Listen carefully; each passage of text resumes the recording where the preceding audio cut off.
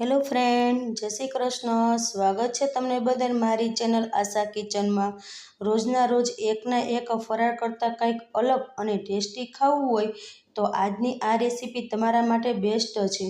રોજના એકને એક સાબુદાણાની ખીચડી કે બટેકાના થેપલા પરોઠા ખાઈને કંટાળી ગયા છો તો આજની આ રેસીપી તમારા માટે બેસ્ટ છે.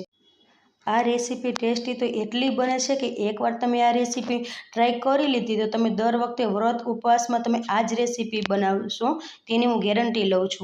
તો ચાલો આજે આપણે ફરારી મસાલા પૂરી બનાવીએ. તેની માટે મેં એક મીડિયમ સાઇઝનું બટેટું લીધું છે. અને જો તમારી પાસે નાનું બટેટું હોય તો તમારે 2 બટેટા લેવાના છે. તેને ધોઈને સાફ કરી છાલ હટાવી લેવાની છે. પછી કોઈ આવી હોલવાળી ખમણી લઈને તેને બટેટાને આપણે ખમણી લેવાનું છે. તેમાં કોઈ પણ ખમણ ચાલે, નાનું કે ઝીણું તમે જેવું ખમણ કરશો તેવું ચાલશે. આપણે માત્ર ખમણનું જ કામ છે. જો આવી રીતે છે તે બટેટાનું ખમણ તૈયાર કરી લીધું છે. અને આ બટેટાના ખમણમાં છે આપણે ટાચ વધારે પ્રમાણમાં રહેલું હોય છે. અને આને સરસ રીતે 2 થી 3 પાણી વોશ કરવાનું છે. અને જો આપણે વોશ ના કરીએ આનામાં જ આપણે રેસીપી બનાવીએ તો તેમાં ટાચ રહેલું હોય છે. અને તે છે ટાચ રહેલું હોય છે જે આપણે શરીરને નુકસાન કરે છે. એટલે આપણે 2 થી 3 પાણી સરસ રીતે બટેટાના ખમણને વોશ કરી લેવાનું છે. 2 થી 3 પાણી સરસ રીતે મેં જો વોશ કરી લીધું છે આવી રીતે. હવે તેની અંદર છે તે આપણે થોડુંક પાણી છે તે એડ કરીને રાખી દેવાનું છે, જેથી બટેટાનું ખમણ છે તે કાળું ના પડે. પાણી છે તે મેં એડ કરી દીધું છે. હવે તેને આપણે સાઈડ પર રાખી દઈએ. ત્યાં સુધી આપણે બીજી પ્રોસેસ છે તે કરી લઈએ. મેં છે એક અડધી વાટકી જેટલું છે તે મોરૈયો લીધો છે. જો આ મોરૈયો તેની જગ્યાએ સાંભો કે કોઈ પણ તમે ફરારી લોટ લઈ શકો છો. મેં આ મોરૈયો લીધો છે. અને આને છે આપણે પહેલાં શેકી લેવાનો છે, જેથી તેનો પાવડર સરસ એવો બનીને તૈયાર થાય. હવે છે તે મેં સાબુદાણા લીધા છે. 3 થી 4 ચમચી જેટલા સાબુદાણા લીધા છે. તેને સરસ રીતે સ્વચ્છ કપડાથી લૂછી લીધા છે. બંને આને છે આપણે બંને મોરૈયાને અને સાબુદાણાનો છે તે આપણે મિક્સરમાં પીસીને તેનો પાવડર બનાવી લેવાનો છે. મિક્સર જારમાં આપણે મોરૈયો લીધો છે તેને આપણે પીસીને પાવડર બનાવી લેશું. જો સરસ એવો આપણે આવી રીતે પાવડર બનાવી લેવાનો છે. હવે જે એક વાટકીમાં છે તે આપણે જે પાવડર બનાવ્યું છે તેને આપણે ટ્રાન્સફર કરી લેશું. તેવી જ રીતે છે તે આપણે હવે સાબુદાણા છે તેને પણ તેવી રીતે જ આપણે શેકી લેવાના છે. આની જગ્યાએ જો તમારી પાસે કોઈ પણ ફરાળી લોટ પડ્યો હોય તો તે પણ ચાલે. તમે તૈયાર ફરાળી લોટ પણ લઈ શકો છો. અને જો ના હોય તો તમે આવી રીતે મોરૈયા અને સાબુદાણાનો છે તે પાવડર કરી લેવાનો છે. અને આ બંને પાવડરને મિક્સ કરી અને તમે ફ્રીજમાં પણ રાખી શકો છો. જ્યારે તમારે ફરાળ બનાવવું હોય ત્યારે તમે ફરાળ બનાવી શકો છો. જો બધું સરસ રીતે આવી રીતે મિક્સ કરી લેવાનું છે. જો આવી રીતે તમારી પાસે મોરૈયો અને સાબુદાણાનો લોટ તૈયાર કરેલો હશે તો તમારે જ્યારે ફરાળ કરવું હશે ત્યારે બનાવતા વાર પણ નહીં લાગે અને ફટાફટ ફરાળ બનીને તૈયાર પણ થઈ જશે. જો આવી રીતે બંને લોટને મેં સરસ રીતે મિક્સ કરી લીધા છે. હવે તેને સાઈડ પર રાખી દઈએ. હવે 2 થી 3 ચમચી જેટલા છે મેં સિંગદાણા લીધા છે. અને સિંગદાણા છે તે મેં શેકેલા લીધા છે. તેને શેકીને છાલ હટાવી લીધી છે. જો તમારી પાસે સિંગદાણા શેકેલા ના હોય તો તમે કાચા પણ લઈ શકો છો. પણ શેકેલા હશે તો તેનાથી ટેસ્ટ બહુ સરસ એવો આવશે. હવે એક મેં મરચું લીધું છે. મરચું પણ આવી રીતે મોટું કટ કરી લેવાનું છે. તીખું મરચું લેવાનું છે, જેથી આપણી મસાલા પૂરી છે એકદમ ટેસ્ટી એવી બનીને તૈયાર થશે. સાથે મેં આદુના 2 થી 3 ટુકડા લીધા છે, તે એડ કરી દેશું. અને એક લાલ મરચું લીધું છે અને તેને આવી રીતે ટુકડા કરી એડ કરવાનું છે. જો તમારે એડ ના કરવું હોય તો તમે સ્કીપ પણ કરી શકો છો. સાથે મેં 7 થી 8 છે તે તીખા લીધા છે, તે એડ કરી દેશું. અડધી ચમચી જેટલું છે તે જીરું લીધું છે. જો તમે વ્રત ઉપવાસમાં જીરું ના ખાતા હોય તો તમે સ્કીપ પણ કરી શકો છો. અડધી ચમચીથી ઓછું એવું મેં નમક લીધું છે, તે એડ કરી દેશું. અને અડધું લીંબુનો રસ લીધો છે, તે એડ કરી દેવાનો છે. તેની જગ્યાએ તમે 1 થી 2 ચમચી દહીં પણ લઈ શકો છો. હવે તેમાં થોડુંક પાણી આપણે એડ કરી દઈશું. ઢાંકણ બંધ કરીને સરસ એવું આપણે પીસી લેવાનું છે. હવે આપણે ઢાંકણ ખોલી લેશું. જો મસાલો સરસ એવો પીસાઈ ગયો છે, જો આવી રીતે સરસ એવો આપણે પીસવાનો છે. મસાલો સરસ એવો પીસાઈ ગયો છે અને આ મસાલો છે આપણે મસાલા પૂરીમાં એડ કરશું તો આપણા મસાલા પૂરી છે એકદમ ટેસ્ટી એવી બનીને તૈયાર થશે. હવે તેને આપણે એક વાટકીમાં છે તે મસાલો કાઢી લેવાનો છે. તેને હવે સાઈડ પર રાખી દઈએ. હવે આપણે ગેસ તરફ જઈએ. ગેસ ચાલુ કરીને એક પેન લીધું છે. તેમાં આપણે 2 ચમચી જેટલું તેલ લેવાનું છે. આમાં તમે તેલ ઓછું લો તો પણ ચાલે. તેલ થોડુંક ગરમ થાય પછી અડધી ચમચી જેટલું જીરું લેવાનું છે. અને 1 ચમચી જેટલા સફેદ તલ લેવાના છે. તમે વ્રત ઉપવાસમાં તલ ના ખાતા હોય તો તમે સ્કીપ પણ કરી શકો છો.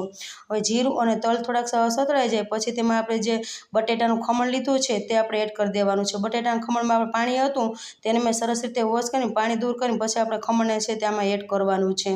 હવે ખમણ એડ કરીને સરસ રીતે આપણે ચમચાની મદદથી આવી રીતે હલાવી લેવાનું છે. તેને આવી રીતે થોડીક વાર આપણે હલાવવાનું છે. જો સરસ એવો હલાવાઈ જાય પછી જે આપણે મસાલો બનાવીને રાખ્યો છે તે મસાલો છે તે આપણે આમાં એડ કરી દેવાનો છે. મસાલો એડ કરીને સરસ રીતે બટેટાના ખમણ સાથે સરસ રીતે આપણે મિક્સ કરી લેવાનું છે. હવે આમાં થોડુંક એવું નમક એડ કરું છું. આપણે જે મસાલો બનાવ્યો તેમાં તો નમક એડ કર્યું હતું, પણ આ જે બટેટાનું ખમણ છે તેના ભાગનું આપણે નમક થોડુંક એડ કરવાનું છે. અડધી ચમચીથી ઓછું એવું આપણે નમક એડ કરવાનું છે. ધ્યાન રાખવું કે વધારે નમક ન થઈ જાય, કેમ કે આપણે મસાલામાં પણ એડ કરેલું છે. હવે આ આપણે બટેટાનું ખમણ છે થોડુંક સોફ્ટ થઈ જાય તે માટે આપણે થોડુંક પાણી લેવાનું છે.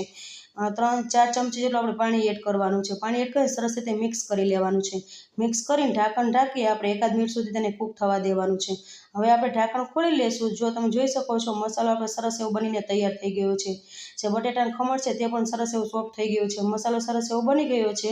હવે તેને આપણે થોડુંક ઠંડુ કરવા રાખવાનું છે. હવે મેં મિક્સિંગ બાઉલ લીધું છે. જે આપણે મસાલો બનાવીને રાખ્યો છે તેને આપણે મસાલાને છે મિક્સિંગ બાઉલમાં ટ્રાન્સફર કરી દેવાનો છે. હવે તેમાં જે આપણે સાબુદાણા અને મોરૈયાનો લોટ બનાવીને રાખ્યો છે તે આપણે થોડો થોડો એડ કરતું જવાનું છે. લોટ સરસ એવો બાંધવાનો છે. હવે તેમાં થોડાક લીલા ધાણા લીધા છે, મુઠ્ઠી જેટલા, એ આપણે એડ કરી દેવાના છે. હવે બધું આવી રીતે લોટ સાથે સરસ એવું મિક્સ કરી લેવાનું છે. અને લોટ છે એકસાથે આપણે નથી એડ કરવાનો, થોડો થોડો એડ કરતું જવાનું છે. અને લોટ સરસ એવો આપણે કઠણ બાંધવાનો છે. આપણે જેવો ભાખરીનો લોટ બાંધીએ છીએ તેવો બાંધવાનો છે. ઢીલો લોટ નથી બાંધવાનો, થોડો કઠણ એવો બાંધવાનો છે, જેથી આપણે પૂરી એકદમ ક્રિસ્પી બનીને તૈયાર થશે. જો આવી રીતે લોટ છે સરસ એવો કઠણ બંધાવવો જોઈએ. અને એકવાર તમે આ મસાલે પૂરી બનાવી લીધી તો તમે દર વખતે વ્રત ઉપવાસમાં આ જ મસાલે પૂરી બનાવશો. વ્રત ઉપવાસમાં તમે મસાલા પૂરી તો બનાવતા હોવો છો, પણ એકવાર તમે આ રીતે મસાલા પૂરી બનાવો. દર વખતે જે પૂરી બનાવશો તે પૂરી ભૂલી જશો અને આ જ મસાલા પૂરી બનાવશો. એકદમ ટેસ્ટી એવી બનીને તૈયાર થાય છે. જો લોટ સરસ એવો બંધાઈ ગયો છે, હવે આપણે છે તેના ગુંદલા કરી લેવાના છે. આપણે નાની સાઈઝના જે પૂરી બનાવી એવા આપણે ગુંદલા કરવાના છે. જો તમને મોટી પસંદ હોય પૂરી તો તમે મોટા ગુંદલા કરી શકો છો. જો આવી રીતે હું ગુંદલા કરું છું, તેનો દેખાવ પણ કેવો સરસ આવે છે. તેવી જ રીતે છે મેં બધા ગુંદલા વારી લીધા છે. હવે એક આપણે પાટલી લેવાની છે. પાટલી લીધી છે અને તેની ઉપર છે આવી પોલિથીન લીધી છે, એક કોથળી એવી. તેની ઉપર છે આવી રીતે ગુંદલું લેવાનું છે. તેની ઉપર આ બીજી છે તે આપણે પોલિથીન રાખી દેવાની છે. અને કોઈ પણ આપણે વાટકી કે કટોર લઈને આવી રીતે તેની ઉપર પ્રેસ કરવાનું છે. જો આવી રીતે સરસ એવી પૂરી બનીને તૈયાર થઈ જશે. તેવી જ રીતે છે તમને બીજી પૂરી પણ કરીને બતાવી દો. પોલિથીન લીધી, એમાં ગુંદલું ને આવી રીતે બીજી લઈને અને વાટકીની મદદથી પ્રેસ કરીને આપણે કરી લેવાની છે. જો સરસ એવી પૂરી થઈ ગઈ છે. આમાં થોડાક એવા ક્રેક્સ પડશે પણ કાંઈ વાંધો નહીં, તેનાથી પૂરી છે આપણે એકદમ ક્રિસ્પી બનીને તૈયાર થશે. તેવી જ રીતે મેં બધી પૂરી છે બનાવી લીધી છે. મારે 2 ડીશ જેટલી પૂરી થઈ છે આટલા લોટમાં. હવે પહેલેથી જ મેં તેલ ગરમ કરવા રાખી દીધું હતું. તેલ સરસ એવું આપણે ગરમ થઈ ગયું છે. હવે તેમાં આપણે આ પૂરીને છે તે તરી લેવાની છે. અને પૂરી છે તરત આપણે પલટાવવાની ઉતાવળ નથી કરવાની. નીચેનો સાઈડ થોડોક ચેન્જ થાય પછી જ પલટાવવાની છે. અને સાઈડમાંથી આપણે જ્યારેથી આવી રીતે તેલ લેતું જવાનું છે અને પૂરી ઉપર આવી રીતે રેડતું જવાનું છે. હવે છે તે આપણે પૂરીને છે તે પલટાવી લેશું. જો પૂરીને સરસ એવી પલટાવી લીધી છે, નીચેની સાઈડમાં સરસ એવી ક્રિસ્પી બની ગઈ છે. બંને બાજુ સરસ એવી ક્રિસ્પી થઈ ત્યાં સુધી આપણે પૂરીને તરી લેવાની છે. અને આ પૂરી એકદમ ક્રિસ્પી બનીને તૈયાર થઈ જાય છે. જો બંને બાજુ સરસ એવી ક્રિસ્પી થઈ ગઈ છે અને આપણી પૂરી તરાઈ ગઈ છે, તેને આપણે પ્લેટમાં લઈ લઈએ. તેવી જ રીતે છે તે બીજી પૂરી હું તરી લઉં છું. અને મારે મોટું વાસણ છે એટલે હું 2 પૂરી એડ કરું છું. જો તમારે નાનું વાસણ હોય તો એક જ પૂરી આપણે તરવાની છે. જો વધારે એકસાથે પૂરી તરશો તો એકબીજાને ચોંટી જશે અને પૂરી સરસ નહીં બને. જો પૂરીને છે બંને પૂરી અલટાવી પલટાવી બંને બાજુ સરસ એવી ક્રિસ્પી થાય ત્યાં સુધી આપણે તરવાની છે.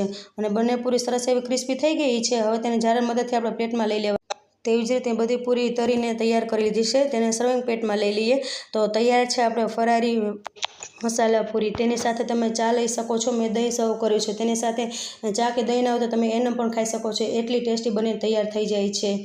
તો તમને આ ફરારી મસાલા પૂરીની રેસીપી તમને કેવી લાગી? સારી લાગે તો વિડીયો લાઇક કરજો, શેર કરજો અને ચેનલ પર નવા હોય તો ચેનલને સબસ્ક્રાઈબ કરવાનું ભૂલતા નહીં અને મને જરૂરથી સપોર્ટ કરજો.